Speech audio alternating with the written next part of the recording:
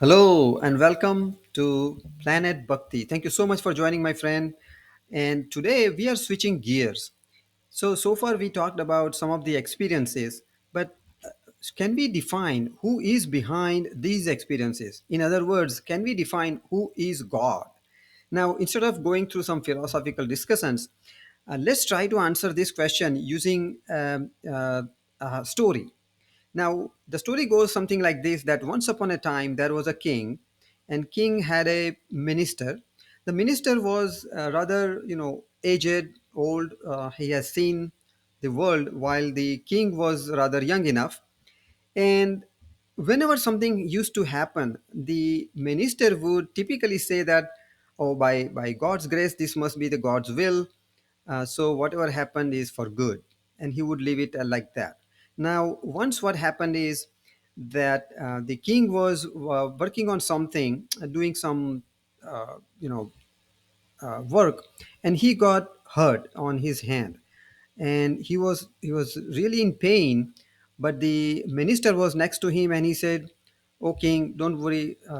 This is by God's grace and by God's will. This has happened, so do not worry, and everything will be all right." Now, the young king was kind of somewhat tired, and especially when he was hurt, he was like, instead of helping me, this minister is always talking about God. So he suddenly burst into fume and said, "Why do you keep talking about your God? Every time something happens, you talk about this God, that God. you know uh, as you know, in Hindu culture we have so many gods, right?" So he was rather angry and said, "Tell me, where is your God? What does he do? So who is your God? Where does he live? What does God see? What does God do? And not only that, get me the answers for all these questions within about a month. Otherwise, you will be hanged." You know, God, I mean, kings are crazy, right? So he can order anything. Now, the minister was really afraid, like, "Oh man, what did I do that suddenly it is punishment is this severe?" But anyway, he went home, and he was really thinking and loud, and he was trying to understand. He talked to some of the pandits, some of the gurus, like, can they answer some of these questions in a simple manner? Meaning, we don't want to go through, the all these scriptures and all, because the king won't accept that. So he couldn't get any answer so far that is satisfactory from his angle, and the days are passing by. So almost, the last day is there, and he was pretty much in pain, very very sad, very worried. So suddenly his cook at his home saw that, "Master, what's the matter? You seem too much worried in the last few days. I saw that you have been trying to do something very, but you are very worried." So then finally he explained, like, "Okay, tomorrow is the last day, and I need to answer these questions to the king. Otherwise, I'll be no more here." The cook heard those questions and said, "Oh, not a big deal. Why do you worry about this? Do me a favor. Instead of you going tomorrow, why don't you send me to the king, and I will answer all these questions." Now, the minister was really surprised, but he said, "Okay, if you really are so confident, I will try. Let's see if that saves my life." But he said, "You know what? You are putting your own life into king's hands. So are you okay with that?" And the cook said, "No, no, no, don't worry. I know what I'm doing." So he said, "Fine." So next day, this cook goes to the king, and he said, "I will answer your questions instead of my master." And everybody was like, "Really?" And the king also was surprised, like, "Are you sure you are going to answer these questions?" He said, "Yes, I do know." And he said, "Do you know the punishment that is attached to this?" And he said, "Absolutely, I know." So he said, "Fine, then go ahead." So first thing, the cook said that, "Look, master, look, the king, in here you have questions and I have answers. I am going to answer you. That means I am your guru, I am your teacher, and you are my disciple. You are the shishya. In Sanskrit language, it is shishya. So it is our tradition that in typical uh, times, what we do is that whenever there is a disciple asking for a knowledge to be granted, he should be sitting below the level of the guru's chair or guru's sit. So I should be sitting higher than you are. So the king said, he thought about a minute and he said, yes, that is a tradition. And Guru Shishya Parampara is very well known in Indian uh, heritage.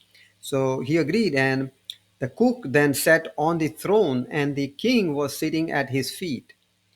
So then he said, okay, now he asked that the cook asked the king, said, bring some cows, different types of cows. So king ordered to his servant, like, hey, bring some cows. They brought some different types of cows, red and white and black and whatnot. And then the cook said, okay, milk these cows. And they milked it. And they said, bring it. What do you find? And they say, well, this is milk we found. So he said, what color milk is? And he says, every cow gave milk which is white. So the cook asked king, do you see this? I said, "So what's new?" King said, I mean, milk is always white. Said, okay. Now, what did cow do? What did cow eat? Well, they typically eat grass, and he said, order whatever the cows were fed. So they brought some whatever it was, the grass and other things that were given to the cows. They brought in. Now the cook asked king that, okay, these are the materials, the grass and some of the other items. Get somebody from your kingdom or any other kingdom that can make all these things together, feed in whatever machine you might have, and make this milk. The king started scratching his head. He said, well, I don't think there is anybody who can do that right now. So I said, okay, that's my request, but you answered you cannot do it. Let me ask another question. Can you bring curd out of this milk? Do you think there is curd out of this milk? We can make it. And the king said, yeah, we can always make curd out of this, like the he it is called in India, of course. And what about butter, ghee? Then the king said, yeah, absolutely. If I have curd, I can also make some butter, and I can make clarified butter. That is, in India we call it ghee. So he said, do you see that in this milk? And the king said, no, I can't see, but I know we can make it. So I said, very well. All right, let's continue. Then the cook said, now I have one more request. Bring in one diya, one lamp, and light it. So they brought a lamp and they lit it. And then the cook said, O king, tell me which direction the light is going, or the light of this lamp is going. The king said, well, there is no one direction it can go. It is everywhere. As you can see, that when you light is, you cannot control light in one direction. Said, okay, that's very well. So now, while he was doing that, like he said, okay, so king, did you get all the questions you had? I have answered all of them. The king said, wait, I didn't get any question answered. How can you say that? Meanwhile, that minister who was at home, he was worried, like, oh my goodness, I shouldn't have sent this cook uh, to the king and answer these questions. He might be in trouble. I should not let this happen. I better go and replace him if there is a punishment. So he rushed to the palace, and what he saw was, he stopped for a minute when he heard his voice, cook's voice. It was loud enough. And when he entered close and he saw that the uh, the king was sitting at the cook's feet, and the cook, like in this picture we are showing him as a guru, just to get an idea of the tradition. But the cook was sitting in the throne and the king was at his feet. Basically, he was like, he blinked twice to make sure he's seeing the right thing. And then the cook said, oh king, remember I told you that when the milk is there, made out of this cow who eat all this grass and other stuff, that's what my god does. What God does is He can make anything out of this kind of milk, which nobody can do. You can also see that the light was through the light when we lit the diya, the lamp. You see the light is not controlled. He Light is everywhere. Similarly, God doesn't live in one place. God is everywhere, and He can see everything. Basically, that just like light goes everywhere, the God can see everything as well, just like light. And when you cannot see milk is there, but you cannot see curd or butter in the milk, that's how the presence of God is. God can be seen, or He is everywhere but cannot be seen everywhere. And lastly, as you can see, even though you are the king and I am just a cook, simple enough working at your minister's place, but I am sitting on this throne today while you are sitting at my feet. This is what God can do. He can control such things in the world that a king can become a beggar can become a king.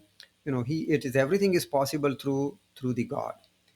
And when the king heard this, he realized that what a lesson he this was, that a God is the one who is everywhere, who sees everything, who controls everything. So you have to take it for granted. You cannot expect a God in the human form all the time. However, it does happen time to time, as we saw in some other experiences as we talked about. But in general, when we expect to see the God, think about God is everywhere. It is not just one person, but everything and everything is everywhere. So I hope you enjoyed this story, and if you liked it, let me know in your comments so that we can have even more of such stories also added. Thank you again. Jai Siya Ram, Jai Hanuman, Om Namah Shivay, Om Sai Ram. Don't forget to subscribe and share this video if you liked it. Thank you.